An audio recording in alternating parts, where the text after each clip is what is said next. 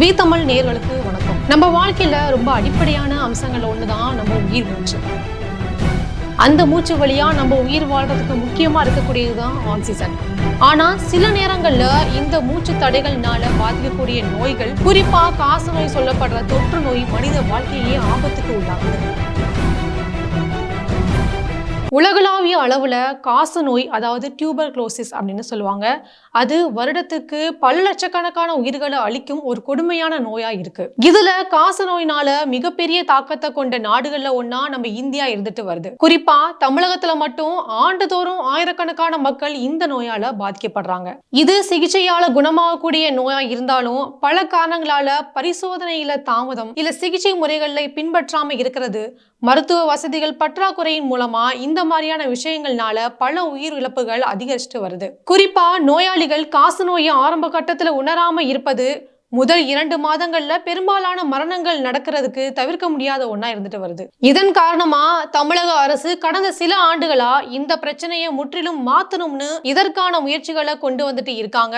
தேசிய, மாநில மற்றும் மாவட்ட சுகாதார துறைகளுடன் ஒத்துழைத்து காசநோய் தடுப்பு, பரிசோதனை மற்றும் சிகிச்சை முறைகளை மேம்படுத்துற பணிகள்ல ஈடுபட்டு வராங்க. இதுல ரொம்ப முக்கியமான மாற்றம் என்ன அப்படின்னா, 2022ல தமிழ்நாட்டில் அறிமுகப்படுத்தப்பட்ட TBSEWAன்னு சொல்லப்படுற சிவியர் டிபி வெப் அப்ளிகேஷன்.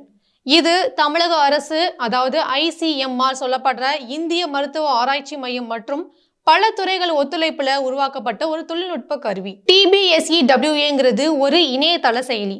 இது அரசு மருத்துவமனைகள்ல காச நோயால் பாதிக்கப்பட்ட நோயாளிகளோட நிலைய நுண்ணறிவோட ஆய்வு செய்ய உதவியா இருக்கு. இந்த செயலி நோயாளியோட உடல் எடை, காலில் ஏற்படும் வீக்கம், ஆக்சிஜன் அளவு, உடல் தாங்கும் திறன் போன்ற 5 முக்கியமான உடல் அளவீடுகளை புள்ளி விவரமா எடுத்து செயற்கை நுண்ணறிவு முறைகள் மூலம் அந்த நோயாளியோட உயிருக்கு எவ்வளவு ஆபத்து இருக்குங்கிறத கணிக்க உதவுது. இந்த கணிப்பு மூலமா மருத்துவர்களுக்கு உடனடி தேவையான கவனம் மற்றும் உதவிகளை வழங்க முடியுது.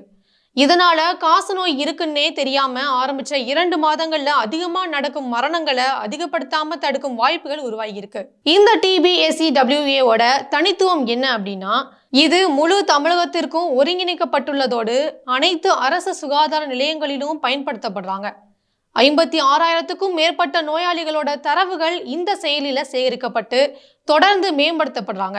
இந்தியாவுல முதன்முறையா இந்த தொழில்நுட்பத்தை முழுமையா செயல்படுத்திய மாநிலமா தமிழகம் மாறிட்டு இருக்கு. இந்த நிலையில கடந்த வாரம் தொடங்கப்பட்ட ICMRன் தேசிய தொற்று நோயியல் நிறுவனம் கடுமையான காச நோய் நோயாளிகளுக்கு நோய் அறிதல் இருந்து மருத்துவமனையில் அனுமதிக்கப்படும் சராசரி நேரத்தை குறைப்பதையும், அதன் மூலம் இறப்பு விகிதத்தை மேலும் குறைப்பதையும் நோக்கமா கொண்டு ஒரு தொழில்நுட்ப கருவியை உருவாக்கியிருக்காங்க. இது தமிழ்நாட்டின் வேறுபட்ட பராமரிப்பு மாதிரி முயற்சியான தமிழ்நாடு காசநோய் ஒழிப்பு திட்டத்தின், அதாவது TNKET அப்படின்னு சொல்லுவாங்க, அதன் கீழ் 2022 முதல் பயன்பாட்டில் உள்ள தமிழ்நாட்டில் தற்போதைய TBSEWA, அதாவது கடுமையான டிபி வலை பயன்பாடு அப்படின்னு சொல்லுவாங்க, அதுல இந்த புதிய அம்சம் சேர்க்கப்பட்டிருக்காங்க.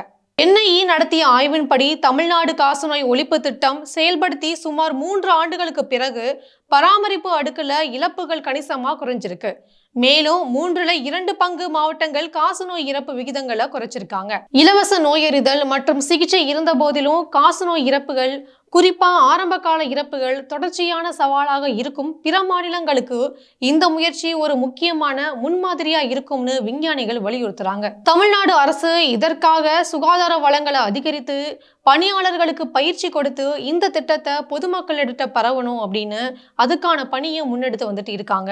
காச நோய் நம்ம வாழ்வுல ஆபத்தான தொற்று நோயா இருந்தாலும் நவீன மருத்துவ அறிவியல், முறையான பரிசோதனை மற்றும் நேர்மையான சிகிச்சை மூலமா நம்ம அறிகுறிகளை உணர்ந்து உடனடியா மருத்துவரை அணுகிறது ரொம்ப நல்லது. இந்த திட்டத்தின் மூலமா ஒருவரோட உயிர் மட்டும் இல்ல, அவரது குடும்பத்தினர் மற்றும் சமூக பாதுகாப்பு அடைகிற வாய்ப்பு அதிகரிச்சிருக்கு. தமிழ்நாடு அரசு இந்த தடுப்பு முயற்சியில முன்னணி வகித்து தொழில்நுட்பத்தை மருத்துவ துறையில் பயன்படுத்தி மக்கள் நலனுக்காக தொடர்ந்து புதிய முயற்சிகளை மேற்கொண்டு வராங்க. இந்த மாதிரி நம்ம சமூகத்துக்கு பயன்படும் அறிவியல் முன்னேற்றங்களை பத்தி தெரிஞ்சுக்க விரும்புறவங்களுக்கு இந்த வீடியோவை ஷேர் பண்ணுங்க. அதுவரை உங்களிடமிருந்து விடைபெறுவது உங்கள் பிரியா.